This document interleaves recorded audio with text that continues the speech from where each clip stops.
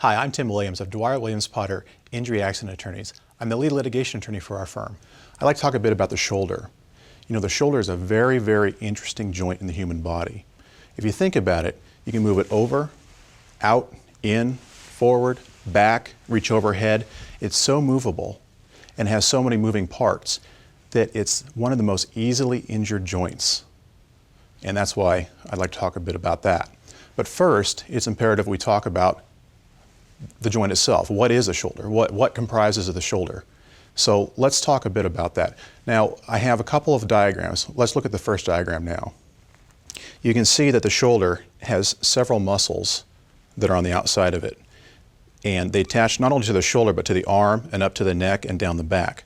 On the left side of this diagram, we can see the shoulder muscles that are extending out over the shoulder, attaching to the arm. We can see the bicep muscle, which is the muscle in front of your arm, which attaches up underneath into the shoulder as well.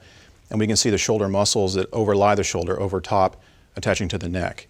And we see many of the same muscles on the right side of the diagram as well. Now this next diagram, we can see what it looks like underneath the muscles we just talked about. Underneath these muscles, we see the long arm bone, which is called the humerus, and it attaches to the scapula, or the shoulder blade as we like to call it. And on the top of this, the scapula is the collarbone, which is also called the clavicle. And you can see the ball on the right side of this diagram, the ball of the joint itself, where the humerus or the long bone of the arm attaches to the scapula. And it's in this area that most injuries occur. This next diagram, we can see a closer view of the scapula and where the arm bone attaches to it. You can see there are several muscles that attach the arm bone to the scapula or the shoulder blade itself. And it's in this area that we see most of the injuries in the shoulder joint. And then finally, in this fourth diagram, we can see underneath all the muscles we just looked at in the last one. Underneath all these muscles, we see the structures that keep the shoulder joint together. It keeps the joint from dislocating, and unfortunately, this is another area of injury.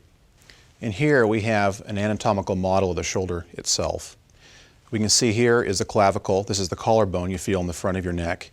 And extends out. You know that little bump on the outside of your shoulder? That's a little bump right there. It's called the AC joint. And if you can imagine, your ribs are actually right here. And so this is your shoulder blade itself.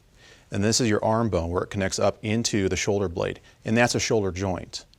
We can see the muscles that we saw in the diagram, both the front and the back side. And we see where the muscles attach to the bone in the arm. And that's along here. And most of the injury that we see in shoulders involve either this area here or the AC joint, which is right there. So given all the parts of the shoulder joint, it can become injured very easily, and that's where we come in.